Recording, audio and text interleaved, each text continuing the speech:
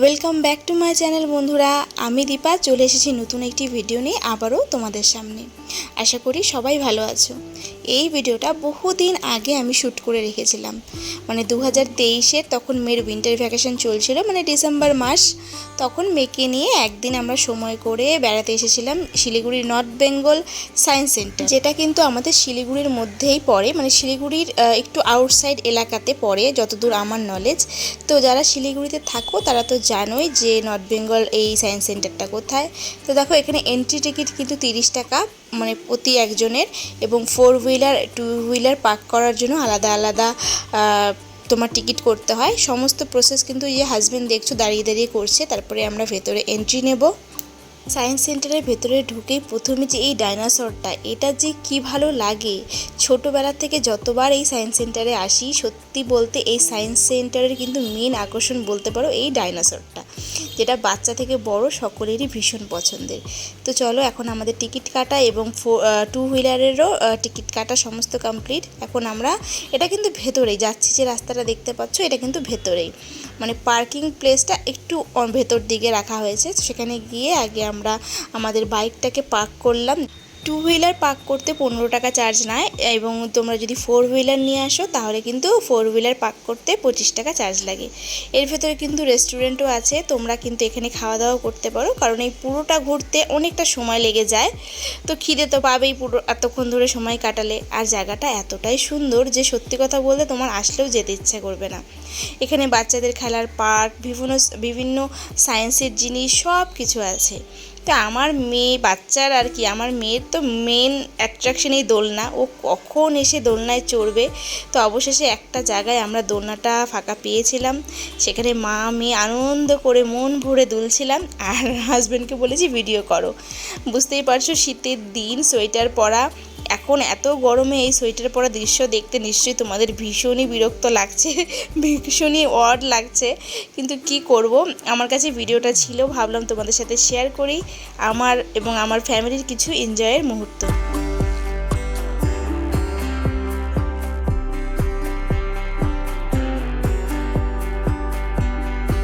তো এখানে দেখো, খাঁচার ভিতরে বন্দি করা অনেক খরগোশ, তাছাড়াও অনেক রকমের পাখি, অনেক কিছুই কিন্তু আছে দেখার মতন, যেগুলো দেখলে বাচ্চারা ভীষণ খুশি হয়। তো এখানে না, বিশেষ করে স্কুলে যারা পড়ে, মানে তোমার হচ্ছে হাই স্কুল হোক বা প্রাইমারি হোক, স্কুলের বাচ্চাদের না স্কুল থেকে বেশি নিয়ে আসা হয়, কারণ এখানে অনেক রকম, বললাম না, ওই বিজ্ঞানসম্মত কিছু জিনিস আছে, পশু পাখি আছে, যেগুলো বাচ্চারা দেখলে ভীষণ মানে আনন্দ পায়, এবং তাদের শেখার অনেক কিছু জানার বিষয় এখানে আছে, যেহেতু সায়েন্স সেন্টার, এটা বুঝতেই পারছো। সেই জন্য কিন্তু এখানে মেনলি কিন্তু স্কুলের বাচ্চাদের নিয়ে আসা হয়। তো দেখতে পাচ্ছ, যেহেতু শীতের দিন ছিল, প্রচুর শীতকালীন ফুল ছিল। তারপরে আমরা বাইরেটা মোটামুটি ঘুরেছি, ঘুরে এখন উত্তরবঙ্গ বিজ্ঞান কেন্দ্র, মানে এর ভেতরেও মিউজিয়াম টাইপের অনেক কিছু আছে, কিন্তু সবটা তো আমরা দেখিনি। জাস্ট একটা মজার জিনিস তোমাদের সাথে একটা শেয়ার করি, এটা দারুণ মজার। এই দেখতে পাচ্ছ গাছটা, এটা হাততালি দিলে লাইট জ্বলে। এই যে আমার মেয়ে হাততালি দিচ্ছে আর লাইটগুলো কিন্তু জ্বলছে, বেশ দারুণ। এটা কিন্তু আগে ছিল না, আমি অনেক বছর আগে এসেছিলাম, তখন কিন্তু এটা ছিল না।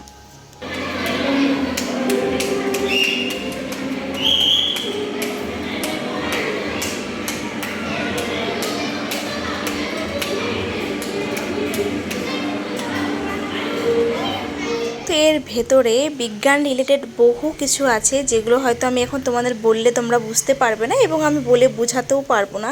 সেগুলো কিন্তু একটা এক্সপেরিমেন্ট করার জিনিস। বাচ্চারা যখন এখানে আসে, ইভেন বড়রাও, আমরা সমস্ত কিছু কিন্তু এক্সপেরিমেন্ট করে দেখতে পারি, আর ভীষণ দারুণ ব্যাপার এগুলো। এবং তোমার ব্রেনেরও অনেকটা হয়, ডেভেলপমেন্ট হয়। কিছু কিছু এমন এমন গেম আছে। তো এই জায়গাটা দেখো, এই জায়গাটা তো দারুণ লাগে, সবাই এখানটায় আসলে এরকম ফলের সামনে মুখ রেখে ছবি তুলে। আর এটা হচ্ছে একটা ফরেস্ট টাইপের বানানো হয়েছে, মানে আর্টিফিশিয়াল কৃত্রিম ফরেস্ট, যেখানে বাঘ ভাল্লুক, মানে বাঘ ভাল্লুক হাতি সব দেখতে পাবে, কিন্তু কোনোটাই জীবন্ত নয়, এগুলো সব সাজানো হয়েছে, মানে ওই বাচ্চাদের এনজয় এনজয়িংয়ের জন্য। তো তোমরা যারা শিলিগুড়ির কাছাকাছি আছো বা শিলিগুড়িতে যদি কোনো দিন ঘুরতে আসো, অবশ্যই কিন্তু এই নর্থ বেঙ্গল সায়েন্স সেন্টারটা ঘুরে যেও, ভীষণ ভালো লাগবে। এবং খুব যে মানে আহামরি কিছু খুব যে খরচ তাও কিন্তু নয়, মাত্র 30 টাকা এন্ট্রি দিয়ে তোমরা কিন্তু অনেক কিছু দেখতে পারবে এবং বাচ্চাদেরও কিন্তু মন ভরে দেখাতে পারবে। সাথে বাচ্চাদের পার্ক তো আছেই এবং ভেতরে রেস্টুরেন্টও আছে, তোমরা খাওয়া দাওয়াও করতে পারবে, কোনো অসুবিধা হবে না। তো চলো, আমাদের এই ফরেস্ট দেখা হয়ে গেছে। এখন এখানে নানা রকমের গেম আছে বাচ্চাদের, যেগুলো আমার মেয়ে একের পর এক খেলবে, কারণ বিশেষ করে ওর জন্যই কিন্তু আমরা এসেছি। তো আমরা চাই যে ও যতটা পারবে, যেভাবে পারবে, ও যেন এনজয় করে পুরো মুহূর্তটাকে। বাড়িতে থাকলে তো ওই এক মোবাইল দেখা, নাহলে স্কুলের পড়াশোনা, হোমওয়ার্ক করা, এগুলোই তো। তার থেকে কিন্তু একটু বাইরের জগৎটাও বাচ্চাদেরকে দেখানো উচিত, বাইরে ওদেরকে এইভাবে মানে খোলা আকাশের নিচে একটু উঠতে দেওয়া উচিত, প্রাণ ভরে খেলতে দেওয়া উচিত। কারণ এখনকার যুগে তো আর মাঠঘাট নেই, বাচ্চারা সেই ঘরেই বন্দি, কতটুকুই বা খেলতে পায়। তো দেখো, ও ভীষণ মজা পাচ্ছিল, অনেক রকমের গেম খেলেছে, অনেক রকম কিছু জেনেছে, বুঝেছে। আমরাও ওর সাথে সাথে অনেক এনজয় করেছি। শুধু যে আমার বাচ্চা মেয়েটি এনজয় করেছে তা নয়, আমি এবং আমার হাজব্যান্ড আমরা দুজনেই কিন্তু ভীষণ আনন্দ পেয়েছি, মানে এই সমস্ত জিনিস এক্সপেরিমেন্ট করে নিজে হাতে ধরে।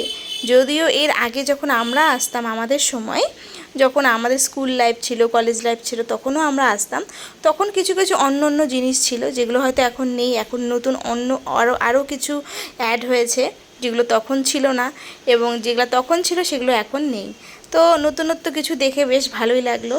এই জায়গাটা খুব দারুণ। এখানে এই হ্যান্ডেলটা ধরলে এই পাইপটা থেকে একটা হাওয়া বেরোয়, তারপরে এই যে বলটাকে ব্যালেন্স করা, মানে তোমাকে বলটাকে ব্যালেন্স করতে হবে।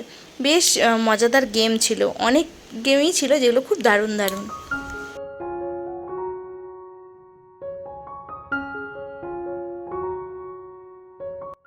এখন তোমরা অনেকেই ভাবছো যে আমি কেন হঠাৎ করে এতদিনকার ভিডিও আজকে পোস্ট করছি। তো সেটা আসল কারণটা বলি। আসলে আমার ভিডিও শ্যুট করা হয়েছে, এডিট করা হয়নি। আমি যে ডেলি ব্লগ তোমাদের সাথে দিই, এই ভিডিওটা অনেক দিন আগে ছিল। তো ভাবলাম যে আজকে তো শ্যুট করা মানে এডিট করা হয়নি, তাহলে বেকার এখন আজকের দিনটা মিস যাবে। না হয় আগের এই ভিডিওটাই তোমাদেরকে ভয়েস ওভার দিয়ে দিই, তোমাদেরও দেখতে ভালো লাগবে আশা করব। কারণ এরকম একটা জিনিস, নতুনত্ব, যারা শিলিগুড়ির বাইরে থাকো বা শিলিগুড়িতে নতুন এসছো, তারাও জানতে পারবে যে এরকম একটা জায়গা আছে। তো সেই জন্য তো দেখো, এটা একটা ভুলভুলিয়ার মধ্যে আমরা ঢুকে গেছিলাম। পুরো চারিদিকে খালি আয়না আর আয়না, ভেতরে গিয়ে বুঝতে পারছিলাম না কোন দিক দিয়ে বেরোবো আর কি।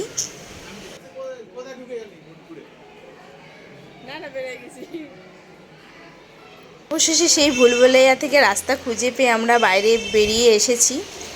তো দেখো, এখানে নানা রকমের জিনিস, আমি হয়তো তোমাদের আগেই বললাম যে তোমাদেরকে বললে তোমরা ঠিক মতন বুঝতেও পারবে না, এবং আমি বললেও বোঝাতে পারবো না। এগুলো সব নিজে ফিল করার জিনিস আর চোখে এসে দেখার জিনিস। আর একটা কথা বলি, তোমরা অনেকেই জানতে চাও যে দিদি তুমি ভিডিওতে মিউজিকগুলো কোথা থেকে নাও। আমি এর আগে অনেকবার বলেছি, আমি ওয়াইটির অডিও লাইব্রেরি থেকে কিন্তু মিউজিকগুলো ডাউনলোড করি। এই রিলেটেড কিন্তু ভিডিও আমার চ্যানেলে অলরেডি দেওয়া আছে। আমি যে ইউটিউব রিলেটেড ভিডিওগুলো এর আগে মানে বহুদিন আগে যে আপলোড করেছি, তার মধ্যে দেখতে পাবে যে আমি মিউজিক কোথা থেকে নিই, এডিট কিভাবে করি, সব ডিটেলসে কিন্তু আমি আগেই বলে দিয়েছি। তো তোমরা প্লিজ চেক করো, আগের ভিডিওগুলো দেখো, দেখবে সব কিছু কিন্তু বলা আছে।